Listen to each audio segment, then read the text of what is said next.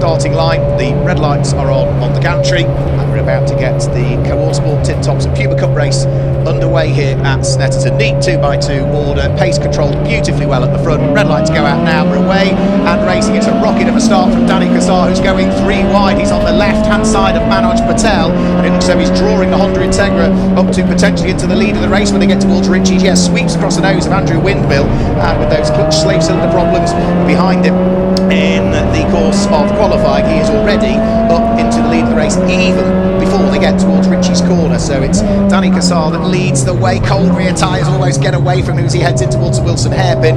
It's Andrew Windmill that's there in second position, Manoj Patel down into third, but everybody by the look of things treading gingerly on what is cold tyres, on what it might still be in a couple of places a slightly damp circuit. Yeah, but a damp circuit that is definitely drying as well, because the sun is well and truly out, the wind is still blowing, albeit not as strong as it was this morning, so the conditions will only get better. Kasar still remains in the lead after starting in 4th place. Manoj Patel has gone from the outside of the front row of the grid down into 4th place. It's all go in the mid-pack. You can see heading through Agostini now, the 234 of James Wilson in his Peugeot, fighting away with one of the Renault Clios we've got out. I didn't quite pick out exactly who that was. That was Mick Dwane in the 777 machine, but already Kasar making his intentions known up into the lead. You can see heading onto the Bentley straight now, hard on the brake through Williams, the inside rear wheel lifting off the ground, a little bit of locking, still cold rear tyres, still cold brakes as well, albeit the second green flag lap will have helped. Back down the Bentley straight goes Mick Dwane, having just made up that position, looking to make it another in the on the way into Brundle and Nelson. I've got a feeling Manoj Patel is under pressure already. If not, he's already lost a position and down into 5th place. Yeah, I think you might be right. I think Manoj might have lost a further position there. The squabble's still continuing down through the mid-pack as well. There's Adrian Matthews in the Volvo just heading in towards Brundle and Nelson. He qualified outside of the top 12. He was in 15th position at the wheel of that Volvo, and I don't think he's made a great deal of inroads subsequently. He had a good run at Silverstone, but didn't quite look at qualifying to the degree that I would have thought this morning. We're about to come through and conclude very shortly the first lap of the race, and it looks as though it is going to be Kasar that is going to be over the start-finish line in the lead of the race. So Kasar chalks the first lap into the book. Yeah, Manoj Patel is slowing, ever slowing. He retired so early from the race at Silverstone, Manoj Patel, and it looks as though the car that started on the outside of the front row of the grid is crawling its way round through Murray's. He's trying to stay out of the way. He's indicating that he is destined for the pit lane, and I'm afraid to say that for Manoj Patel, the gremlins have struck again, and very early on in the race yet again. Was it first lap at Silverstone? Yeah, it was the first lap at Silverstone indeed. He had gearbox issues. I think it was gear linkage failure at Silverstone, and now here at Snetterton it could be brakes. I know he's put new brakes on that car, and he had a brake hanger issue earlier on in the weekend. He thought he'd got it fixed, but clearly some sort of mechanical gremlin. Kasar heading through Agostini now. He's already pulled that lead margin out to 1 second. Adam Brown's 3.8 seconds away now, so it's a rocket of a first phase of a race for Kasar, but the mid-pack is well and truly where you need to be looking, because that is where all the action is taking place. Through Agostini goes the 189 machine of Mark Carey. He's looking to make further inroads and catch the 777 of Mick Dwane up the road. We've got another car in the pit lane, Mark. Yeah, that's Dave Hutchins that brought the number 49 car in towards the pit lane. Dave had qualified in 12th position. He's been racing this Honda Civic himself and his son for a good few years now, but clearly some issues there for him. There's another good fight that's going on as well. That's between another Honda Integra. That is Mark Carey, who's coming under pressure from Sean Ely. So Honda Integra DC5 fighting away with the Peugeot 205 GTI. This will be for 8th and 9th position, and in a straight line the 205 is absolutely a match for the Honda Integra DC5. It wouldn't surprise me. Sean Ely gains the place by the time they get down in towards Brundle and Nelson. Now he finally runs out of puff a little bit. The VTEC really kicks in the hands of Mark Carey. Sorry, I think I was calling Tom Carey, was another racer. So Mark Carey manages to hang on to the place. Sean Ely couldn't quite, despite his very best efforts, managed to muster the recycled racing Peugeot 205 through and ahead of the Honda. Into the pit lane, we said Manoj Patel had come, and yeah, bonnet up on Manoj's Honda, and I think that's going to be him out of the race potentially. Yeah, it's such a shame. Very, very sideways into the final corner for Mick Dwane. He could then lose out to the Wilson Peugeot, and it's what I was talking about at the start of the race. Sean Ely in his Peugeot 205 fighting away with a Honda Integra DC5, and by the looks of that, Michael Dwane, after a massive moment, will just about hold on to the place through turn 1, and then on the run up towards Wilson, he's still continuing to extend that margin over the cars behind, but can't quite find his way through. It seems like at the moment those 4 cars are all battling away as they're going towards sector 2. Yeah, they're brilliantly evenly matched. Mick Dwane just hanging on to it, but a better exit coming out of the corner might just allow the Peugeot of James Wilson to squeeze his way through. He's got the inside line when they get towards Palmer, so through goes James Wilson and should pick up the position, so that should see him now through and confirmed into 6th position, but of course he's just taken that place away from Mick Dwane. Mick Dwane is now wanting to try and fight back, so he's trying to brake as late as he can. And is he going to go all the way around the outside of Agostini? He's going to try and cut back on the exit. Sean Ely makes a big mistake at the wheel of the Peugeot, avoids contact with Mark Carey's Honda. The Peugeot skittles off in towards the grass area at Agostini. Now that was a strange mistake. He came in fully locked up and what looked like fully committed, but thankfully car-to-car contact was avoided. It was close though. It was very close indeed, but very clever driving. He saw the gap, he realised that I've got to do something, and thankfully managed to weave his way between a couple of cars at Agostini and end up on the grass. That's the worst that happened with that. The car's just got a little bit dirty. Adam Brown pushing hard, braking traction on the inside rear wheel in the braking zone on the run up towards Brundle and Nelson. Green flag still being waved at Agostini, meaning that there's a yellow just prior. We'll try and figure out where Sean Ely is and if he's got back going again. Back up towards Brundle and Nelson go the battle we were looking at earlier. That's Michael Dwane and James Wilson. It's still Michael Dwane in the blue and white Renault Clio that's just about fending off the attentions of James Wilson, but the body language of Wilson's car, he's desperate to get by. Sean Ely is still stricken on the outside of Agostini, so I can only assume it was some sort of mechanical issue and he was trying to avoid making contact with any of the cars around him, and that being the case, he really threaded the needle beautifully to not avoid clattering into somebody. And through Maurice and up towards the centre straight again comes Mick Dwane, the former Ferrari race, having to stick his elbows out to try and hang on to positions. Also in the Puma Cup, we need to keep an eye on what's going on. John Glover is having a really good fight at the moment. His yellow car is having to work overtime to try and keep Mark Jackson's car behind him. The two of them are side by side heading down the Bentley Straight. They are not fighting for the lead of the class. I think that's for about 4th and 5th in the Puma class at the moment, because the Puma Cup element of the race is currently being led by car number 163, which is Luke Johnson, who has converted his pole in Puma Cup to the early race lead. Yeah, that's exactly what you need to do. John Glover, of course, coming off the back of a 2nd place at Silverstone, so he's well and truly motivated. He's got his good friend and now co-driver in the car, Mark Chappell, that he will take over later on in the race. Back past us went the battle between James Wilson and Michael Dwane. I'm trying to pick out exactly where they are. They're side by side in towards Agostini. This time it is James Wilson that is the leading car. Mick Dwane will have to go all the way around the outside if he wants to make it work. Sean Ely's car has been pushed behind the barrier. Mick Dwane is now in front of James Wilson, having made that move at Agostini, but all of this battling, Mark Carey is getting closer and closer to that duo. Yeah, he's just edging up all of the time, isn't he, Mark Carey? Albeit last time through, actually, his lap time was a little bit slower than those around, so Mark Carey, having lost a couple of positions, is now wanting to try and catch back up and get fully involved with those that he was having a good little squabble with earlier on. 27 minutes just under of the race still remaining, which means the pit window is now open in reality. It's open up to 3 minutes. I don't think we've really had any takers as yet for the pit lane. We're talking about Sean Ely's Peugeot. Well, it's not the only Peugeot 205 we've got in the field as well, because there is Chris Deere, Robert Campbell car, and that's under pressure as well. That looks as though it's Kev Smith, car number 123, that's right behind it in one of the newer shape Renault Clios that we've got. And that's what you talk about. You know, you're seeing cars here from the 1980s all the way through up into beyond the millennium, all in the same race, and all equally as competitive as each other. Yeah, 2 little French hatchbacks, decades apart, but battling so closely on track. It's great to see. Danny Kasar goes back through, still in the lead of the race. This time 6.9 seconds, the lead gap between himself and Andrew Windmill behind. Adam Brown goes through and he's still a number of seconds behind, 16 seconds behind the leader now. We'll wait for the battle to come back through and over the start-finish line that we've been watching. James Wilson is still chasing down the Renault Clio. So it's still very close between the pair of them. And go on, Mark, you've seen something? Yeah, I think it's Kev Smith slowing out down on track, car 123, the Renault. All of a sudden, coming down the Bentley straight, just seemed to lose pace, and by the time he's got towards Brundle and Nelson, you can see he's pulling the car off on the left-hand side of the circuit. The marshals are beckoning him towards the gap that exists in the barriers, so that he can park the car well and truly out of harm's way. So that does now mean that the little Peugeot 205 that's shared between Chris Skiddeer and Robert Campbell, that we don't have a starting driver for that car, is now very much on its own. He had been having a great little fight. Yeah, it was really good to watch, but unfortunately more mechanical gremlins before one of the drivers out on circuit. The 163 just coming onto the start-finish straight now.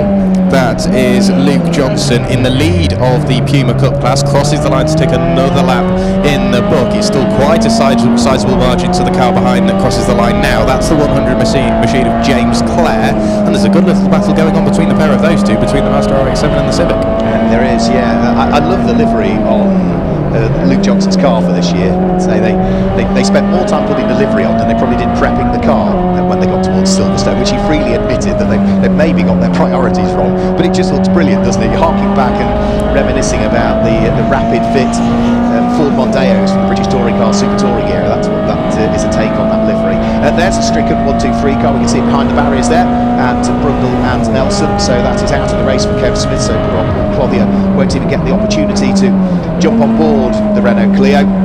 But hopefully, whatever has brought it to a halt isn't too bad, so they'll be able to get that car fixed and back out for future rounds of the Cohort Sports Tin Tops. We've got 24 minutes of the race to go. Danny Kasar leading by an ever-extending margin. It's up to 9 seconds, but he's got to keep pushing, Danny Kasar. He took the lead early on.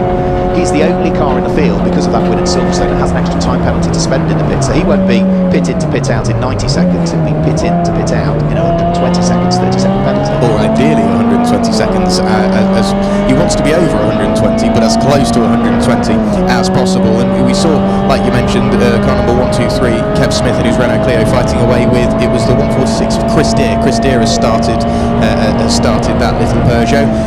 Currently heading in towards Brundle and Nelson is the battle we were watching earlier on. That's still between the RX-7 and the Honda Civic. They are very quickly closing up on the leading Ford Puma. However, there we see the change of position.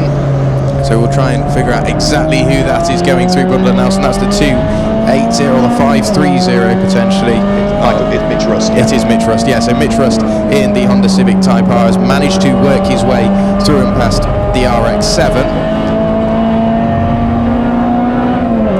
Stuart Eardley, so it's RX-8, isn't it? Stuart Eardley who managed to work his way through and past. We have got a pit stop, but we haven't had many takers as yet. We have had in Richard Field, which is dad, hanging over to Richard Jason Field, which is son, so senior giving way to junior. And I think that is largely the only car that we've had head into the pits as yet. We're not quite at the halfway point, so it's not surprising that there is the Proton Persona in the pit lane. There is Richard Field, and Richard Jason Field leaves the pit lane and heads back out. We've also got our first taker from the Puma Cup coming in as well, so it looks as though from the lead of the Puma Cup in has come number 163 Luke Johnson, and also in has come car number 100 from the Puma Cup, which is James Clare. But out on circuit, Danny Kasar continues on his merry way, and the gap between himself and Andrew Windmill just keeps growing and growing and growing. Albeit, do we have Andrew Windmill into the pit lane this time through? I think we do, yeah. So I think Andrew Windmill, from second position in the race, dives for the pit lane. Yeah, and this is exactly when Danny Kasar needs to strike, because he's got no real pressure from behind. He'll know that car's gone, and he won't be able to see him in his rear view mirror. I'm sure he was already struggling prior to Andrew Windmill going into the pit lane, but now Danny just needs to set some quick, clean and consistent lap times to build up that margin he needs to overcome the 30-second success penalty that he got from winning at Silverstone. We've still got, although not as close as they were earlier, James Wilson battling his way in towards Murray's with Michael Dwane. Go on, Mark.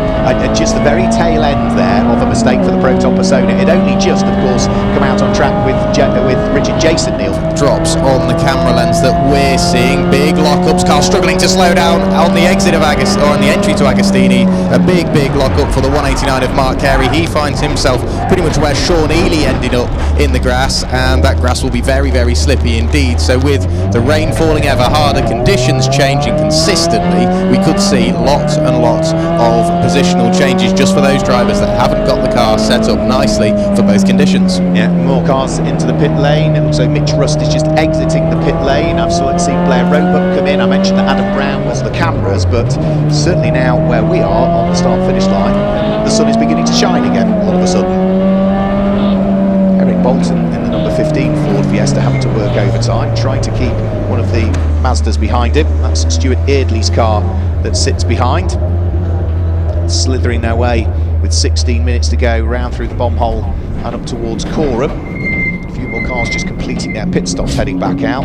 Alan Wilshire having given way to Alan Churchyard. And there was also, I think, another one of the Mazdas just making its way out. I think that was Jack Hordley. So, still a few more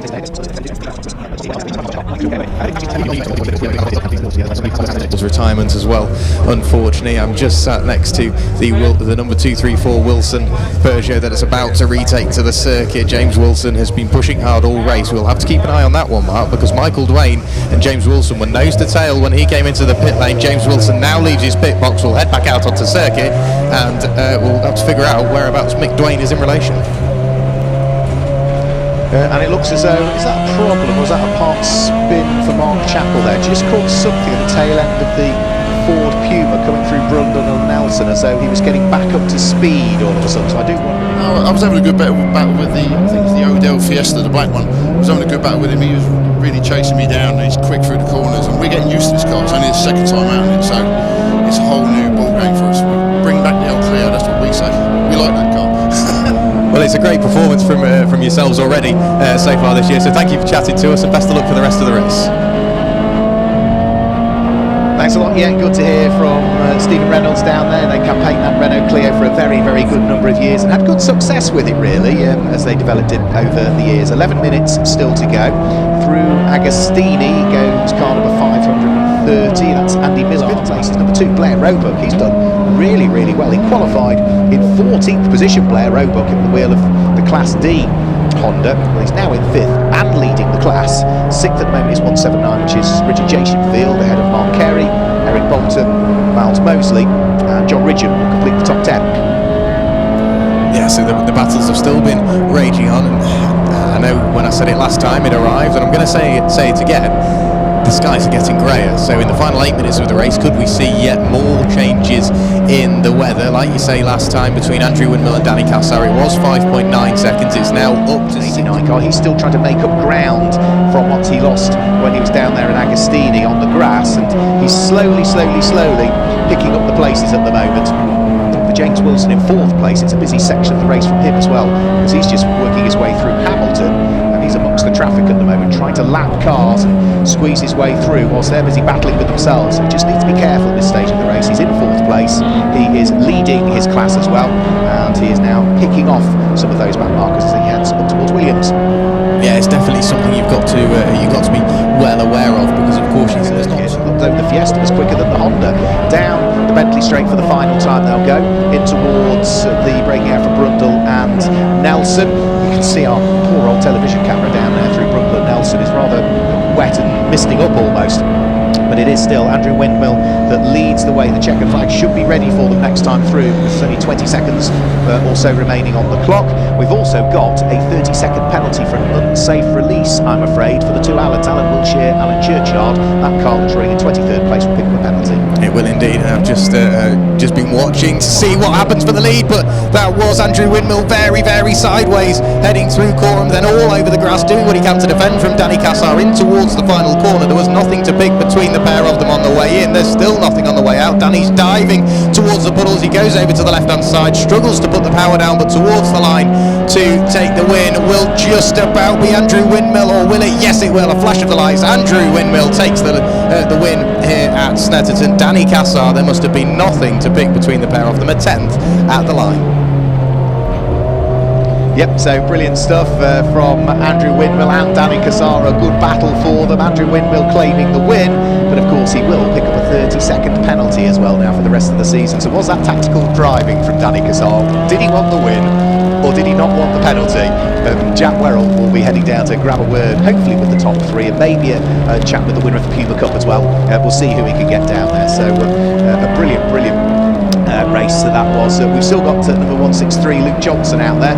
He's still pushing hard on his final lap, and he is leading the Puma Cup at the moment as he's about to work his way up towards the braking area for Hamilton and Oggies.